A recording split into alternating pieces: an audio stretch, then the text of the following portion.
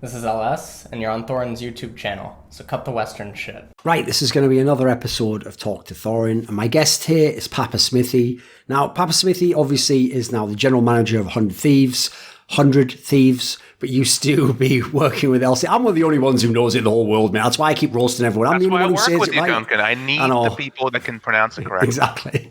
But obviously he was most famous for his time in the LCK, and then obviously he got to do Worlds and all the rest of it. Now, when we did our Reflections interview, which I'm definitely not just mentioning cynically at the beginning of the video, because now a card will appear at the top of the YouTube video linking to said Reflections interview with PapaSmithy Part 1. Well, 2 parts, you say. Now he's cynically mentioned there's 2 parts to see. So I don't know how this shit works, but what I will say is there actually is a real reason to reference that, which is in the video itself, which technically was before you had actually announced to the public that you were going to depart from the world of casting and become a general manager. You basically lead them all the way down the path and just don't go through the gate at the end. Like, you sort of make it clear that, like, you know, you have a lot of gratitude for the things you've experienced. It was great. And, you know, you've kind of reached the top of the mountain. There's a lot of, like, almost sort of like metaphorical aspects. You did a good job in that regard. One thing I want to know, just at the beginning here, is does that mean that you basically ascribe to a similar philosophy as Monty does when we talked on the Summoning Insight episode I just did with him, where when he referenced this news of Jat leaving the world of casting, very famous caster obviously, and becoming now the coach, not general manager, but a coach of Team Liquid, Monty's angle was like, he himself relates to that. That's why he's done other projects, because to him, you know, once you've reached the top, the problem is, yeah, it's brilliant. You can do another world championship. And if that's your bag, yeah, you can keep doing that. But it's like you start to think, like, where do I go from here? There's almost like I'm bumping into some kind of a ceiling or something. Did you have a similar sentiment with your work? Because obviously you've done the World's Finals, you've done LCK. There isn't really anything bigger than that. But was there not something that, would you not have been satisfied just keeping going within the little world you lived in there? I mean, it's a really kind of complex answer, just because like casting was such a love of my life. Like, it was very much when it became something that I had an aptitude for. It was this meeting of, you know, like a way to actually make a career out of speaking about a game, you know, I loved on a deep level. I had no idea that I had an aptitude to be a public speaker and stuff. During the Reflections, I talked about kind of the fact that I came from a lot more of a quiet place, you know, as a younger person, and grew in confidence through casting. It's a complicated because there's multiple prongs to it. So on a simple level, just answering your question, the answer is yes. Ironically, that audio file, after we kind of concluded the Reflections interview, like, I kind of told you that this was the likely direction I was going in. Like, that was around the time that things were starting to get firmed about the future. It wasn't signed. It wasn't for sure. It definitely wasn't written in blood, but like, it felt like it was on the cards around that time. I think that was like August, September of last year that we recorded. You know, we talked a bit about kind of the direction I was considering. Sure. And a lot of the reasons that Christopher holds through, and I talked to Christopher, and I've talked to Jat kind of in the past, because obviously this is not just a complete thing that dawned on Jat and he just went in a direction like novelly. Like, it's something that obviously he would have debated and thought about for a couple of years. I know that Steve on Hotline League talked about speaking to Jat about it 2.5 years ago.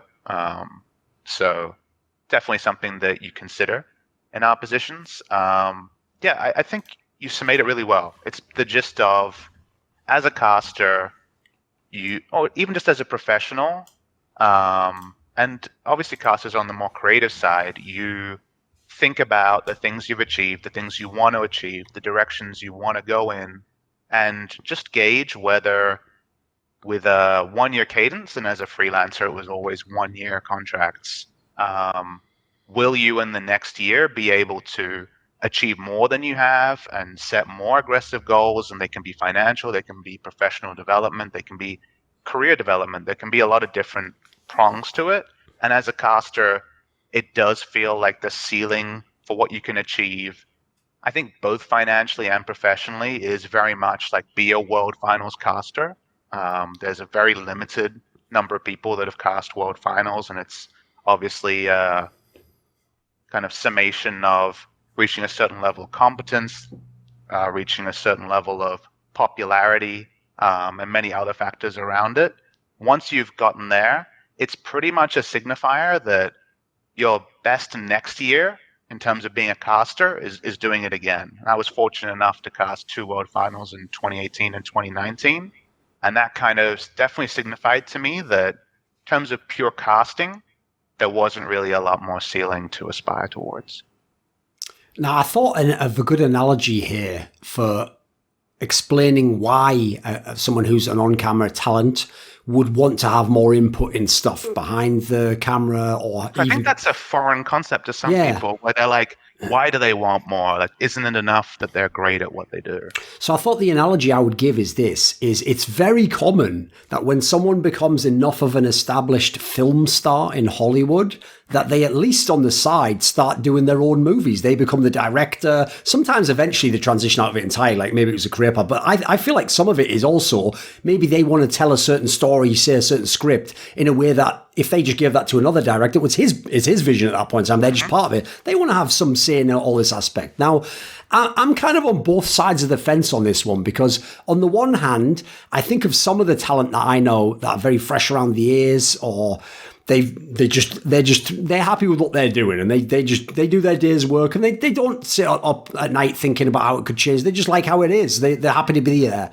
That kind of person, I don't know if I would want them to have control in things. And I understand why the production people would sort of be like, keep that guy away from here, actually. He just let him do his thing, but we'll figure out the rest of it. That's our thing. But there's obviously another type of person where, especially if you want to expand your skill set and you have ideas that maybe no one's tried before, production angles make sense, or being able to do shoulder content. What do you think about this aspect? Because obviously this kind of ties into the whole thing, if we go back years enough, with why you, Monty, and Doa kind of had the public protest about the MSI payment. It's like you wanted to take both financially, and then there was also an implication that, like, why can't people who are in casting have YouTube channels if they're an LCS cast? There was a kind of a whole mixed bag there. So what do you think about the idea of, in your case, it didn't happen, but if you could have been in the casting world, but a way you could have expanded your horizons is you could have maybe changed the format of how the show was. You could have maybe had your own talk show on a side angle. What do you think of this in terms of maybe your case, and then as a general point for casters in the industry?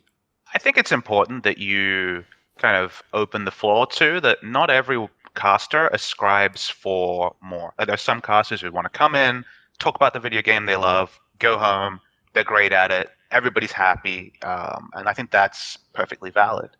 I think for me and Christopher, and I imagine Jad as well, and by Christopher I mean Monty, it was a lot about not necessarily justice, but about kind of justice for the fans was something I talked to a lot of Riot people about, a lot of people in production about, is if I felt like the viewership deserved more shoulder content or deserved more English content. I remember, obviously, as part of the Korean broadcast, a piggyback broadcast, we had very little ability to influence broadcast direction. But what we did have was a very reliably sized audience that was a lot more sizable than more people could have imagined. Even after Monty left, viewership of the LCK grew. After I've left, this year with LS, viewership has once again grown. We have a very reliable niche of people who want to watch Korean League of Legends in English. And I was very, very single-minded about the fact that I believed that those fans were underserved, that all they got was, the Mystery Science Theater, us talking over Korean production, and then game commentary. They didn't get the podcasts that were very much pervasive in the League of Legends scene, the Dive, for example, for NA, and Euphoria for Europe. And I was very much someone who was bullish about what we could create. The podcast was something that I had written into my first Riot Korea contract for 2019 was, we need, at minimum, this one piece of content. And I was willing to explore other avenues if Riot couldn't commit to at least a podcast in the first year of the Riot Korea, because if they couldn't commit to a podcast, and I wasn't asking for like 1 million cameras and huge production values, like I just wanted there to be something, I just needed there to be a proof of concept. I needed there to be, let's do something, and if it fails, I'll wear it on the chin, I'll accept it, but I believe this is a product that people want, and I'm willing to shoulder most of the creative side of it. I will get the guests. I've spent years developing relationships with Korean pros who would trust me to come on, even with limited commands of English, for certain segments. I had a lot of ideas on how it could be monetized and what directions it could go in. And so I was very much, planting a flag, hoping that it would lead to prosperity and more content, like one piece becomes two piece, and then some of the other casters can get involved. I felt very strongly about that because I hated the idea. Like the thing that gnawed away at me was this idea that LCK fans didn't know what content they deserved. Like they didn't know they were missing things just because they never had. Yes. Just because it started with OGN and Spo, who had no incentive to produce more content because of how monetization works, because of course Riot's the developer and they were a vendor. Like there was a lot in the background that held back English content. And so the moment there was even a glimmer of a chance, I had to be pretty forthright about starting it up because I knew the fans deserved it.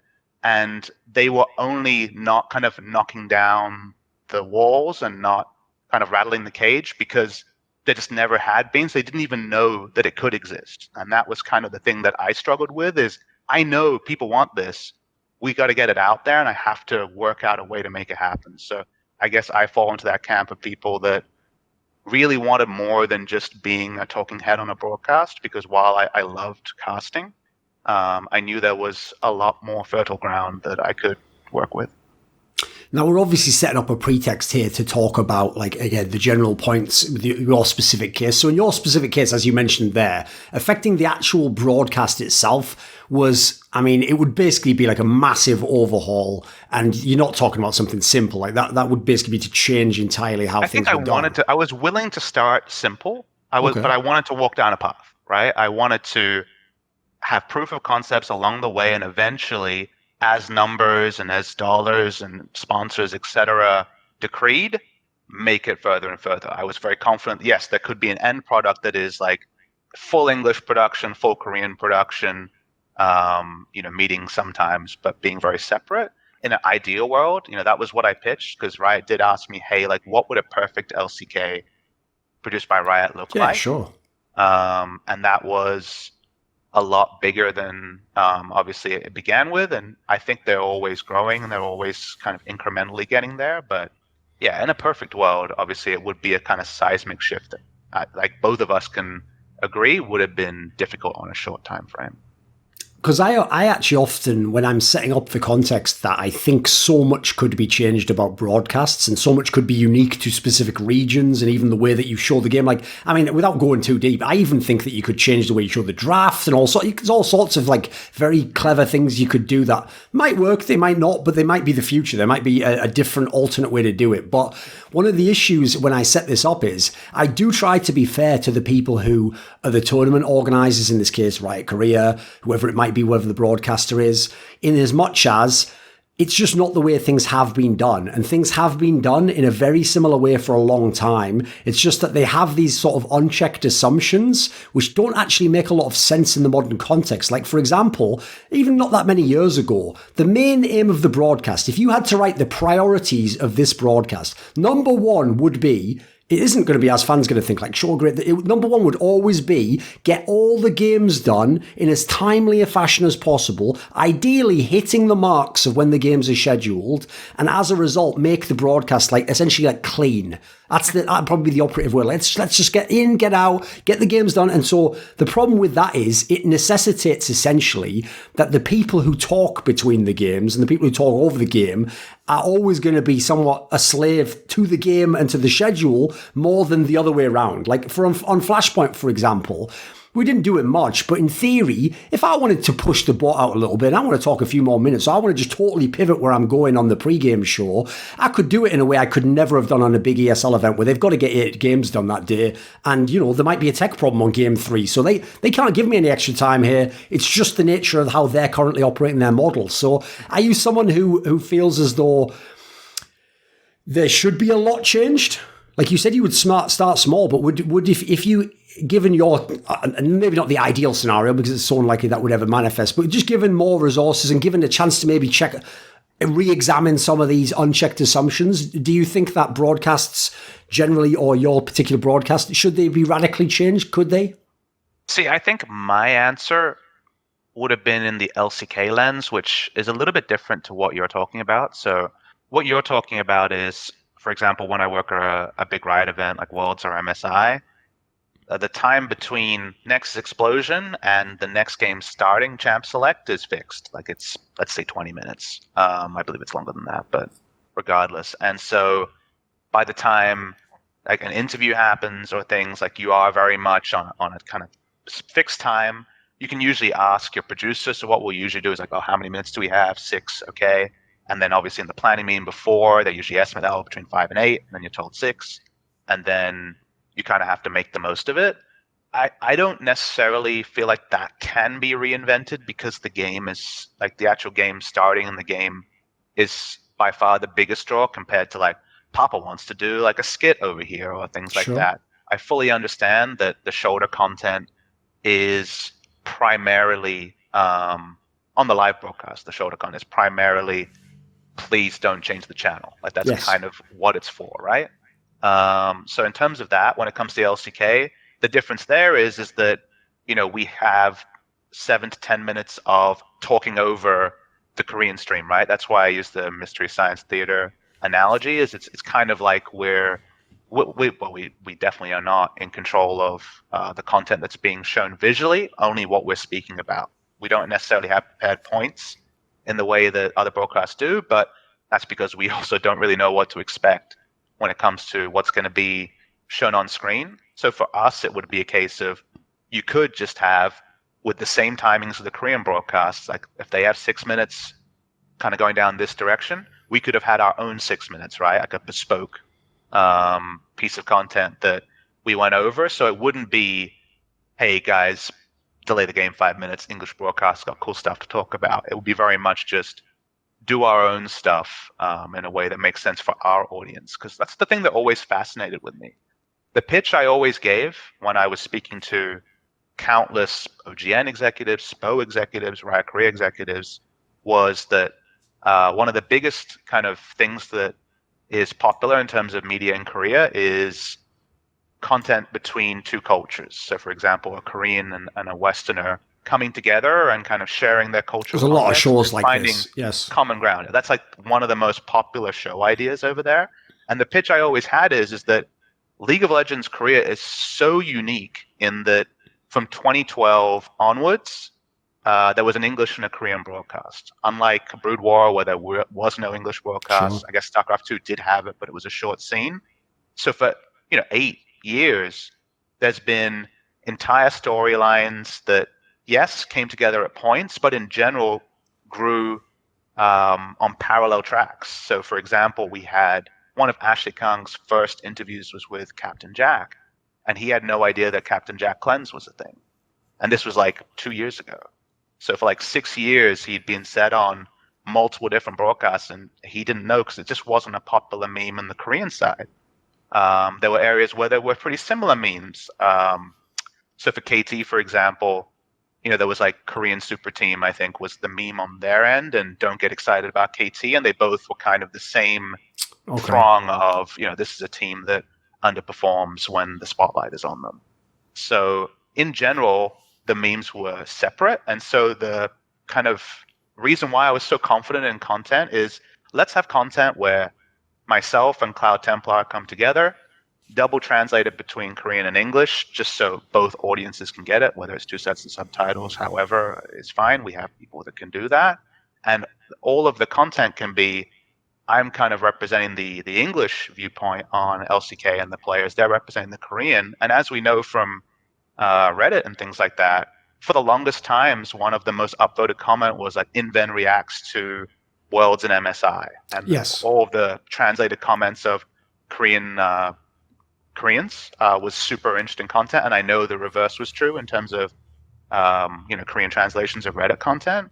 So this idea of let's both bring our flags, let's both talk about kind of the things we've been talking about for 8 years, and then Are there similar memes? Do we find common ground? Is there like English side thinks this player is awful, Korean side thinks this player is great? How do we, come together and understand that? So I was super confident that this was going to be compelling content for both a Korean and a global audience. And so that's why I was so much saying, maybe not when it comes to broadcast, but in terms of like, let's just do some extra stuff. This is going to get Korean clicks and Western clicks, which is obviously the dream.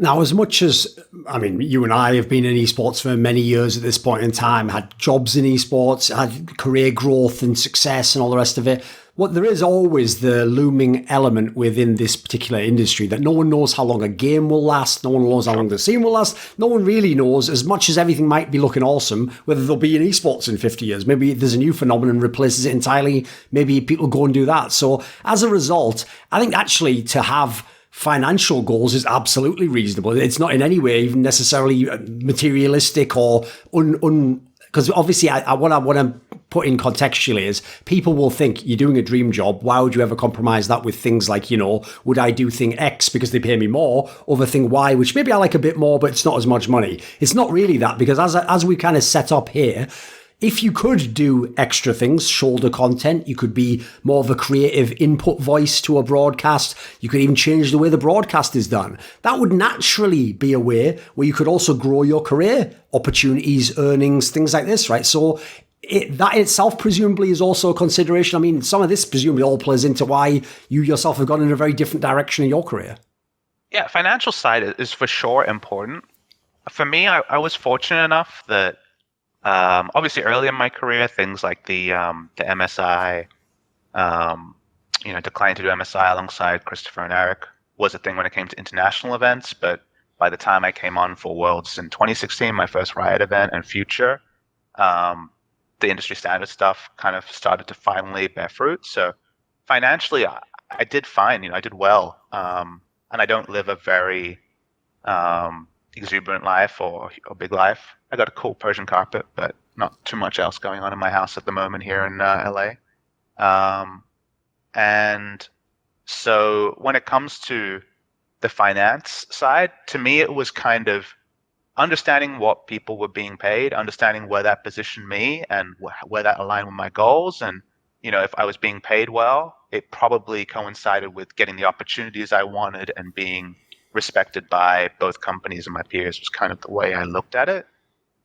It was really about, it feels great to push boundaries. It feels great to take risks, believing that there's kind of new avenues to go down and new ways to reinvent myself. I'm someone who hates coasting and loves setting kind of aggressive targets. And I think for a while in casting, especially when you're starting fresh or you're resented at the start, like most casters are, you're able to do that, right? And you just set progressively higher targets. I want to cast my first Riot event. I'd love to do a knockout match, casting world final, like things like that.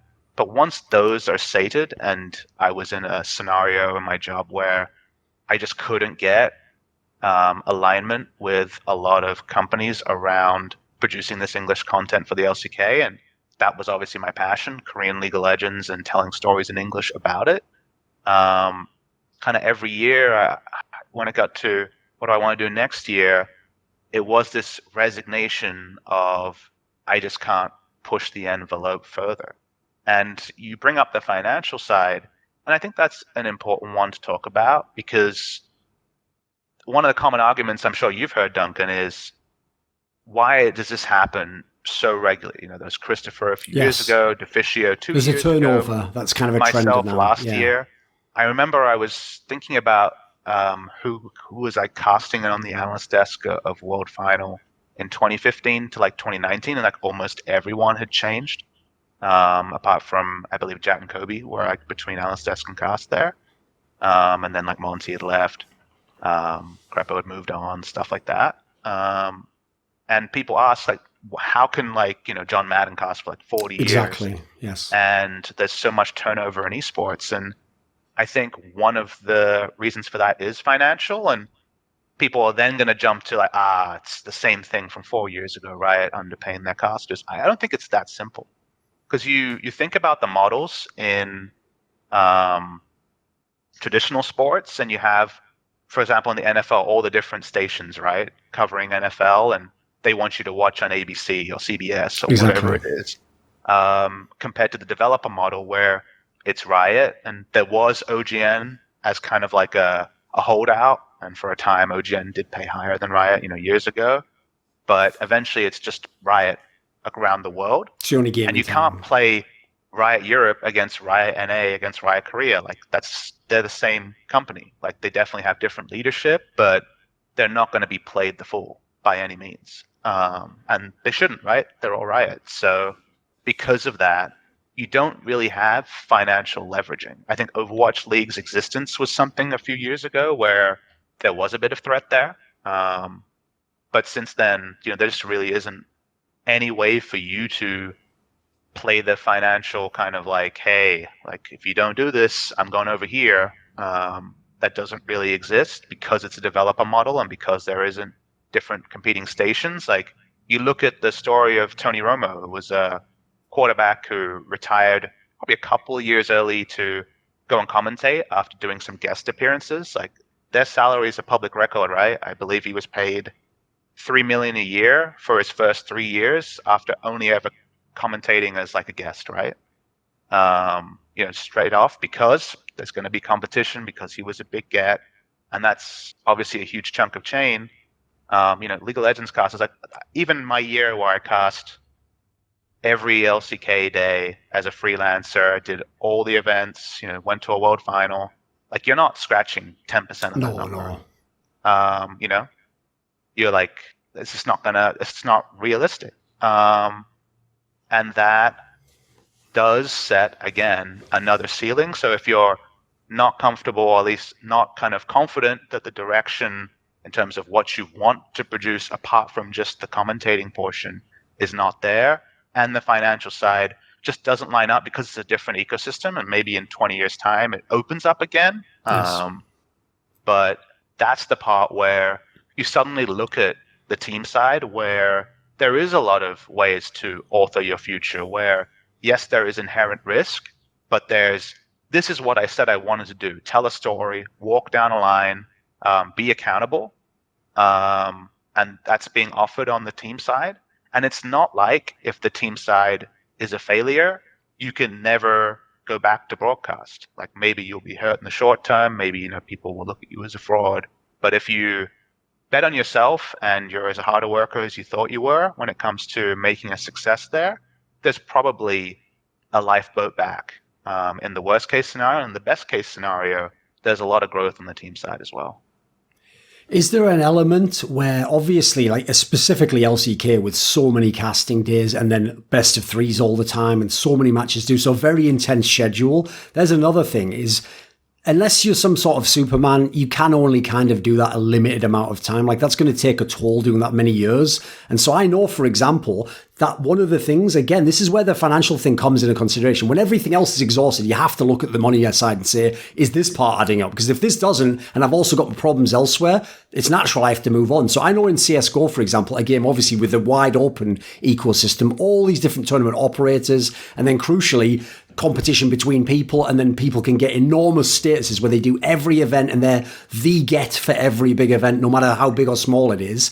The top casters, the Henry G's of the world, they are getting, with the same reference point you gave before, they are scratching the 10% of the Tony Romo salary you were referencing there. They're getting in a position where, listen, they are burning themselves to a crisp, but they also know, listen, if I want to save some of this or I want to live a great lifestyle, I'm stacking it up as well. Like I'm sort of getting, it's almost on me. Like, yeah, I can choose to burn myself out, but in exchange, I get this enormous salary and whatever that means for your life, whether you want to spend that on toys or you invest it, whatever it might be. That doesn't really, as far as I can tell, exist in League for the reasons you outlined. There isn't the same competition. Right? I think LS is an example of what you're talking about. And with the side stuff, yeah. And that's kind of the thing that I grew to realize, and another reason why the team direction looked better. And this is before I had all the knowledge that there would be co-streaming and what that's meant for LS. But I think it was always pretty clear that the way to grow as a caster is to embrace the kind of entertainment side, embrace the streaming side. And if you can funnel or establish a personality for yourself on broadcast, and you're willing to further from that kind of lead the streaming life, which is its own thing. I don't know if you ever done a lot of chats with streamers. I know it's away from kind of some of your competitive leanings, but obviously streaming 8 hours a day and the toll that takes is also going to be something that's pretty draining. If you're willing to put on the suit, do the professional broadcast part, which is meetings and all the setup around that, and then also come home, put on the webcam, and do your own personal content as well, which is like a really, really intense schedule. Like LS, it's like having 2 full-time jobs. I mean, LS has like 4 on those days where he does like LEC into LCS into an LCK broadcast. Like that sort of stuff is. I thought I had it rough when I was doing kind of 2 best of 3s 6 days in a row, and that was its own kind of torture. In terms of just, this is like my whole life is like mapped out in terms of like going to bed this time, waking up, working out, going to the studio, rinse and repeat. LS is definitely grinding there, and it's something that I respect for sure. But for myself, like the becoming a kind of bigger personality, doing more shows where I'm the one that has to put them together and also kind of streaming my gameplay and stuff, like that stuff wasn't what I got into casting for. I loved kind of stepping onto the caster desk, having the best possible production behind me and being a part of that. And I wanted to be a part of fully produced shows where I would have creative input, but I wouldn't kind of be dependent on all the mechanical stuff, but also being able to switch on and off because, I'm in my 30s now and wanted to at least aspire towards some sort of like work-life balance. I still haven't got there on the team side as I kind of open up that account, but it was something I was conscious of. I feel like the casters of the future, if they want to be as financially driven as they can be, if they want to maximize in the short term, it has to be casting as kind of a way to get your name out there, but also to bring it into the personal kind of stream side. And streaming was just not brand building. I was super big on brand building, sure. I mean, one thing I wanted to reference in that regard is when we're talking about casters and them trying to get like a higher rate or see where their career opportunities go financially, a major concern is, you've referenced it there, since the LCK has gone up and up in viewership, as these figures, as we've changed who the name of the face is, who they're seeing, it's irrelevant actually that I could make a case like, well, maybe actually Monty with his unique approach, he would have done the same, but it would have been accelerated even more and now it would be twice as much. That doesn't matter, because actually, if we're talking about negotiating, if the broadcast themselves know, well, it goes up anyway, no matter who, that's a very powerful tool to potentially leverage against the caster, right? Because at the end of the day, if you leave the broadcast, sure, maybe if you're as big as you and Monty are, you could maybe pivot and go and do LEC or something. But then again, they know that you now aren't doing LCK, and LCK know, well, if he leaves this, that's it. That's it for him. He's just not a big caster in the same regard. So it's got to be very difficult to navigate that, especially if you want to make any kind of a power play. I think you're correct on that, and that's why I put so much mental effort, and I spoke about this in the reflections about that transition point, end of 2016 when Doe and Monty left, and having to pick up the reins in 2017. And the viewership went up, and I wasn't someone who was like, it's because I'm better than them. I understand that the viewership trend for the LCK at least was kind of different from like LCS, which struggled during the BO3 era, LEC that's exploded in the last year. LCK has always been around there and slightly increasing, but it was definitely okay, Monty and Doa have left, but that kind of PR hit hasn't affected our viewership. And I think some people would be like, it's a vote of confidence on me, like all the fans, like, so I'm still there and like I'm the one. But I was never arrogant enough to believe that. Like I knew that I wasn't turning viewers away, but I didn't necessarily think that I was kind of converting new viewers just because it was me and not Monty. And like you say, that trend is not a positive one if you're trying to use it for financial leverage. But I will say that my fights were always for more things. And yes, doing more things means more money, but the throng I had, especially my last couple of years when I had established myself on Riot broadcasts, was that I wanted to do more content, more new things, a podcast, things like that, because I wanted to diversify, right? Like I wanted to try different things, and also because I believe there was like a big untapped audience for LCK English content, and that's kind of the way I looked at it, was that I just wanted people to take risks, and not everyone has the same risk tolerance that I do.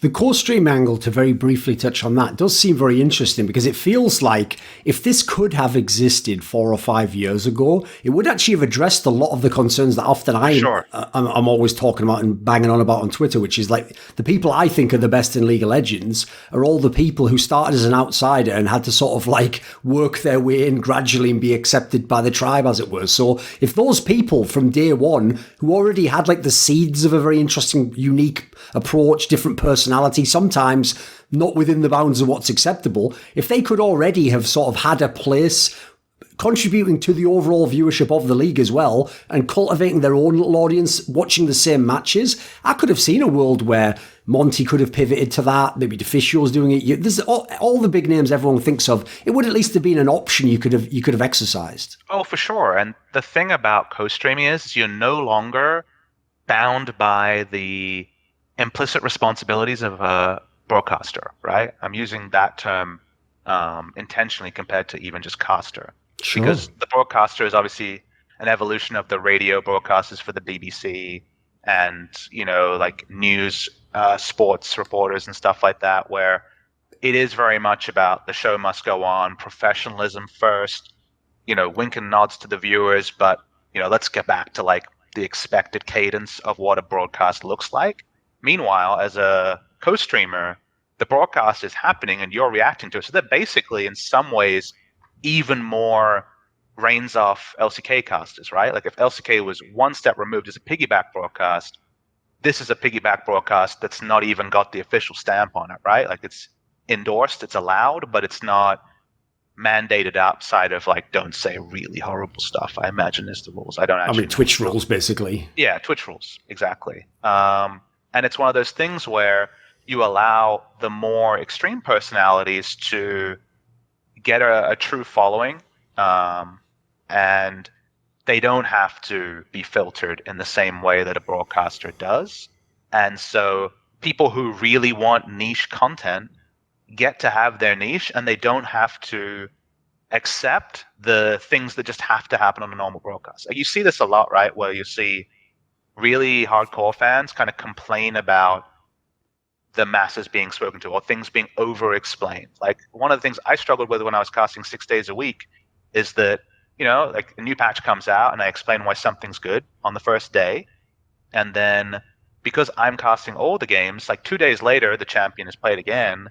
And I have this thing where I'm really kind of not wanting to repeat myself over the course of a week, because I don't want it to be like, oh, Papa just bangs on about the same things every day. You know what I mean? Like I want to make sure that there's always new content, that I'm not just hitting the same points, because I'm overexposed in terms of amount of games I'm casting, but I don't want the viewers to feel that.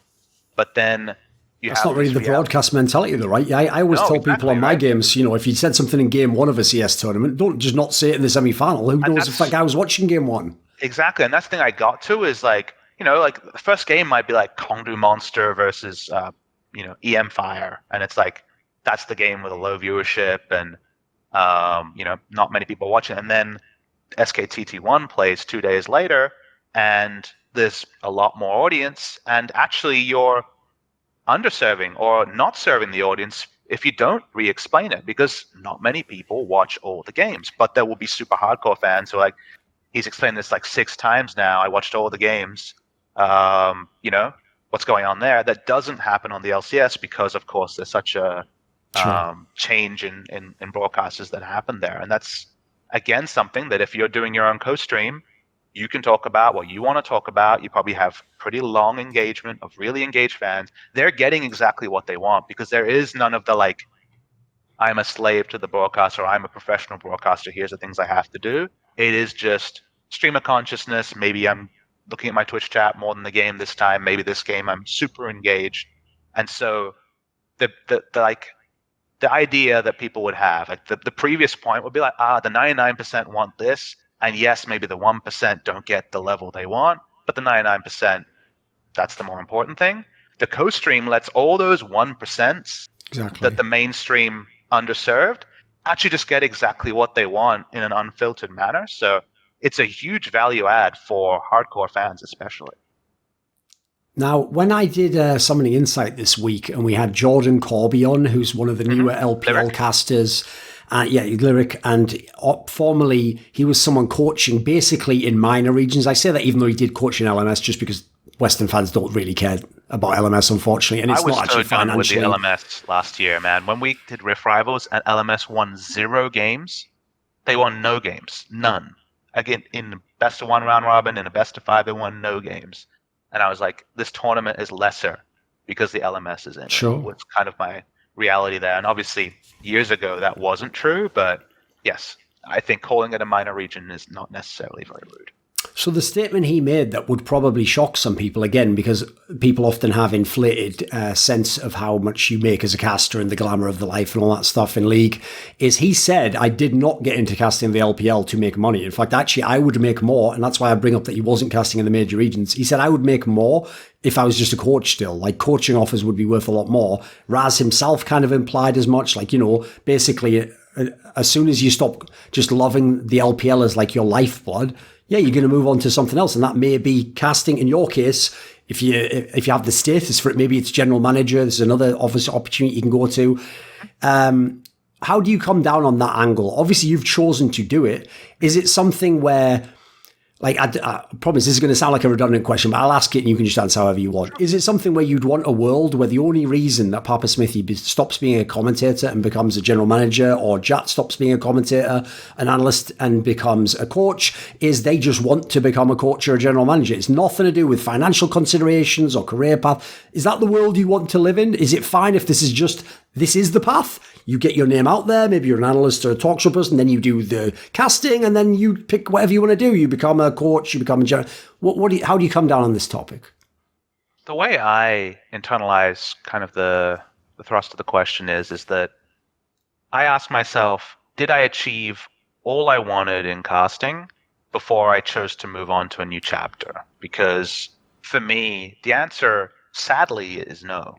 In terms of like personal goals of like, did I cast a world final and things like that? Yes, that part definitely was there. But the thing that kept me around in casting, especially for 2019, as I've talked before about the Origin head coach offer, that was definitely dodged a bullet on that one, but yeah.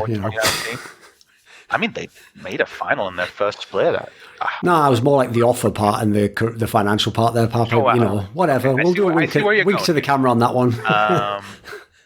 But the thing I cared a lot about was Korean League of Legends, and the fact that I had watched every broadcast basically from day one in 2012 as a fan, and then kind of the halfway point, and then broadcast the second half. Dude, your legacy. And that legacy, and I felt like I had a burden to tell the stories, because if I disconnected when it comes to specifically historical points, like Gamepedia doesn't have all the things that are in my brain. They don't have the relationships with players I built over all the years, and they don't necessarily have the kind of creative ideas I felt like I could bet on in terms of LCK content. I very much looked at the LCK English as kind of like my magnum opus. Like, this is the thing that I can contribute, that viewers want to see, that I can make great stuff in. And I never got to, especially on the creative side, do the things I wanted to do. I couldn't do the Cloud Temple and I talking shit about, the Korean and the English audiences, and kind of coming up with different things that could actually have been big content in Korea and outside Korea. I didn't even get to do the podcast that was in my contract. I don't blame Riot Korea for that. Some changes internally happened. They had a lot to work on in 2019, but the Pog State got greenlit, and that was something that I was super happy to see. So I'm happy that that's there now, and the viewership on that is good, because it's kind of a tip of my hat, being like, I'm happy that that could succeed, because now there is that English language content, and hopefully that grows into shows for Brendan and shows for Ejim when he gets there. And other opportunities for them. So in some ways, I wasn't able to do everything I wanted as a LCK broadcaster. I guess as a League of Legends broadcaster I did, but not specifically around my first passion. But what happened was that when it got to that point every year, I tried to force the pathway to make what I want happen, but it did feel like it was, increasingly I kind of accepted the fact that I could look at myself in the mirror and say, I did everything I could think of from every angle. I ruffled some feathers. I, tried to get on the good side of people for cynical reasons. I did every angle I could to try to make what I thought needed to happen. And eventually I was like, I can't live my life based on something that I can't control to the degree I want to. Like, I can't get this greenlit. I can't do it. I've tried everything. And the team offer from 100 Thieves was, come build something in the way you want to, and we're giving you the reins, and you can do it your way.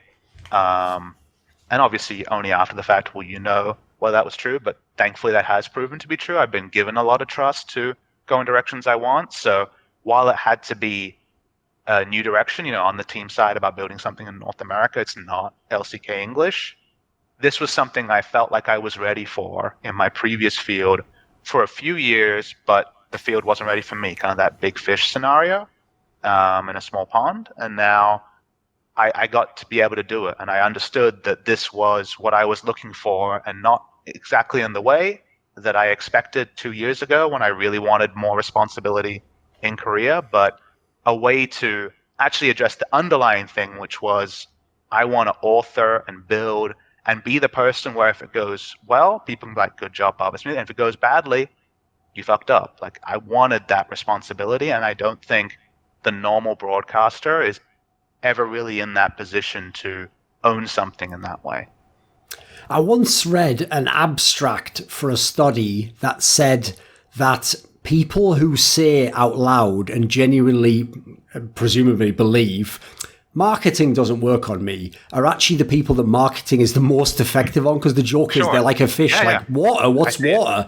And so, in similar lines, the analogy I'm drawing here is when people hear things, if it's even intimated, like, oh, this player was picked up by a team because he has Reddit hype, because he has a big name, because, he's got like a certain storyline that people are invested in, whether or not at a moment he is that player or he was good or he's ever been good. Similarly, if people hear that being a commentator can get you a job as like a general manager or a coach, that might seem alarming, because it might be like, well, okay, sure, some of these people probably have a skill set that overlaps, or maybe a different set of skills we haven't seen yet. But some of these people, I mean, the harsh thing that some fans would say was that they just talk and that's it, and sometimes it doesn't matter if what they're saying is efficacious. It just has to be entertaining, or has to be mildly informing or interesting in some way. So what do you think about... Being a good broadcaster doesn't necessarily make you a good GM candidate, is what you're getting towards. And I think that's true. And I don't... I tend to be someone that's pretty negative on myself. I think that's something that's served me well. And I definitely understand that having a megaphone, which is broadcasting and doing VOD reviews and stuff I was doing, makes people kind of fantasy wonder, like, they know you, right? Like, they hear you quite regularly, and thus, when they have opportunities come up, it's natural for them to try you on as an idea because you're so much in their face. And I think, for sure, being a caster will get you considered for GM jobs as a shower thought, and that's definitely kind of like, lucky, right? Like, it's a great thing to have. It's always nice to be considered for things. But then, very much like, if you get the job, it shouldn't be because you were a good caster. Like, for me, my casting background got me an interview, I guess, is the way to think about it. But sure. I also had a background, as a school counselor and school psychology. I also had done some contract work with teams and kind of thought about the team side a long time. I had something like 12 to 15 interviews trying on different, like, how would you tackle this? How would you deal with this? So yes, kind of a background in esports was very helpful. But it was kind of, this is why I feel like I fit this role. And also the role that 100 Thieves imagined for me as a GM, and the role kind of I wanted, were misaligned at the start. I think they had a smaller scope of what they were thinking about with the GM role, and I came in and said, if you Google 100 Thieves, League of Legends, I want to have had input on basically any kind of paradigm here. Is it marketing? Is it players? Is it team side? Like, I just wanted a lot of ability to have input and to work under different areas of the org and with different hats. And that was something I was very interested in. And I understood that if that was what they didn't, if that was misaligned, then I could recommend them someone else. So I came in with a very clear idea of what I wanted to do, and being willing to be judged on it. And I'm happy that aligned, and I'm having a great time so far at 100 Thieves.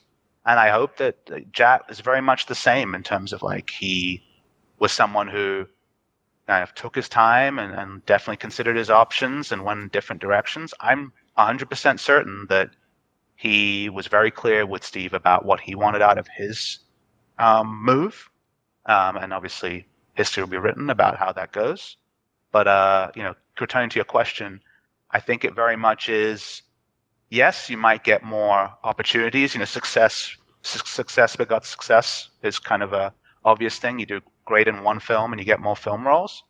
But I think it's very much on each individual organization to vet each individual on a pretty kind of severe level to make sure that it's the right fit, for sure. A last topic I had to bring up is, for people who are currently, or perhaps they're planning on the future, be a part of the casting scene, commentary, on-camera analyst work, all these sorts of roles. Since we're talking about here, in certain broadcasts, there isn't actually the mobility to, within the broadcast or with the production resources of the broadcast, make shoulder content or do a podcast or do some of the extra things that could potentially build your brand. What are your thoughts on, like, is it necessitated if people are going to have more expansive careers, if they're not just going to be in the box they're in now? Because I think of some of the things you said, the Pogstate podcast. It seems like an obvious thing to do right now, but there's a world in which that may not ever have existed. If that doesn't exist, here's the thing: we know LS. You wouldn't know Atlas the same way. I think of when I watched the Euphoria. I remember how harsh people were on the casters who fell in the cracks between D-Man and Joe and then the current crop of LEC people. Because you know what? They didn't have any Euphoria. They didn't have skits to show off their personality like Vedius does. Like, I would never have known who this guy is. So if you get, as some of those people get the flame, obviously, when they're in their early years, there wouldn't really be many ways to break through aside from just stick with it and hope you make it to year 4 or 5, and then people start to, what the hell, now I love this guy who's doing, sort of 85% of what he was doing before. So what are your thoughts on either the necessity of this, and maybe even, if I don't want to say give advice, but for people who are still in the business, would you like to comment on the potential of them doing things, if they can't do it on their broadcast, go your own way. Find someone who you can do a show with. I mean, I can tell you outright. I'll tell you right now, if people won't know the story, but I didn't come up with the concept to do Elitists United, my LEC show with Veteran. Veteran looked around, saw I did listen local with local, and I did shows in the past, and he thought, this is a guy where if I work with this guy, I can become his Monty in that scenario, and then I can establish myself in Europe as in the position I want to be in. And I don't know how much forethought he put into it, but it worked out. The game plan makes sense. It's something of a formula you can follow. What are your thoughts on this? I mean, the paradigm's definitely shifted. Like, before it was, I'm on a Riot broadcast now. I just need to get to a standard, and this is the only kind of avenue I have, and hopefully eventually they'll come around on me, was kind of the thought process 5 years ago. But I think a lot has evolved since then, and I can speak personally that the best thing about casting, the moment where I knew that casting could be a forever job for me, it didn't pan out there, but doesn't mean I'm not going to go back there in the future, was when I realized that I had reached a relationship with the fans where I could deliver exactly what I wanted to deliver, the thing that interested me the most at that moment. And most fans will know that that's actually usually very different from the thing that interests LS the most at a certain minute. Like, his might be a really minute game thing based on his theory or experience as a high-level player. For me, it might be a narrative point on the first time this happened 5 years ago and how it's being echoed in this meta currently today. But I could give my point that I wanted to give that wasn't told to me by anyone else, that came to me, and I was like, this is the thing I would tell, my friend if I was just sitting watching on a couch. Like this is the moment, and I can deliver it well because I practiced, and had a lot of experience about delivery. But what I wanted to say was the thing I was the most excited to talk about, and the best feeling was that the fans exactly wanted the thing that I wanted to give them. Like they just wanted me to be excited about a topic I was interested in, and that was all they wanted. That's exactly what I wanted to hear, Papa. It's so interesting. Thank you. And like that kind of symbiotic relationship of being able to deliver the things you're passionate about in the way that you know and the way you feel good about, and the fans exactly wanting basically that, you to talk about something you're interested in an engaging way because they like you and they trust the information you give. Like that is such a amazing feeling. It's definitely the thing I love the most about casting. And I think when you're starting, you're not there. You're trying to act in a way to not fuck up and not make a mistake. And I'm new, so please give me a chance. Like it's so different, right? You're reaching for something and you're not getting anything back, or not getting it back in the way you want. And maybe you've improved, but the fans are remembering kind of some of your broadcasts from 6 months ago still. They haven't updated their opinion, and you're feeling like, I thought I'd done more, but they still aren't giving it back. Like, that part hurts. And now there are so many avenues. It isn't just keep grinding, you'll get there. There is a lot of personal avenues. And I think a lot of casters moving forward, maybe in the traditional games like League and CSGO, this will be lessened, but I think it will still be a thing, need to be forging stream personalities and forging their own paths separate to broadcast, and then also iterating and learning from broadcast. I feel like those personal pathways, if you can't pitch a skit and get it done, then you have to do a stream and kind of form an audience, and then use that almost as, hey, like I'm doing this over here on my stream, and I feel like if we could amplify this with some resources and a producer, this would be even better on the LCS, the LEC, things like that. I think commingling, and I think the days of being the contract broadcaster who shows up, puts on the suit, does a 5-hour on broadcast show, and then gets off the show and kind of goes to their normal life, I think those days are fast ending. I think there will be a lot more of the co-streaming style, of the commingling, of being a personal kind of almost YouTube celebrity and also being a broadcaster. I think pure broadcasting, in my opinion, this is just my opinion, is definitely going to be on the wane, and I feel like a lot of new titles don't support it in the same way that League and CSGO do. And so, to your point, I think it is really important to make sure that fans and tournament directors and people who hire know who you are and what you're about. Like that needs to be something that's bigger than a resume or a sample cast. Like if it's known around the world that you are the LCK expert and historian, then that's so valuable because people can use you in a lot of different ways. If you're just a broadcaster who's shown that they're competent, I don't know if that gives you the same opportunities when you might be competing against a co-streamer who can get so much more viewership than you're going to provide to an official broadcast. Do you have any final words or final comments, anything we haven't covered? I think we hit most of what I really wanted to talk about, which is like understanding why this phenomena is happening, why casters are moving on, because I can understand the viewers feeling betrayed. Like no one likes people leaving, like when their friends have to move away or things like that. Sure. And this many casters, this much turnover in terms of like the people that have reached the zenith of casting League of Legends in 6 years, I would say, is when the changes started happening, maybe even 2016 onwards, 4 years, I think is shocking to quite a few people. I will say that it doesn't mean that people won't come back, as Jad has already done once before. And it's not as simple as Riot doesn't pay enough, because I think it's that the ecosystem isn't like it is in traditional sports. There isn't multiple broadcasters. There isn't huge impetus for Riot to raise rates, because usually rates go up when you can point to this is why there's more viewership. This is how there's more marketing. There's more. There needs to be more money in the ecosystem for the casters to make more money, and I think that's a larger concern and something that's going to have to change slowly over time. And thus, the rate of that change is slow. The rate of casters kind of reaching the zenith and then thinking about more is unfortunately faster. And that's why we have had these scenarios where people have moved on.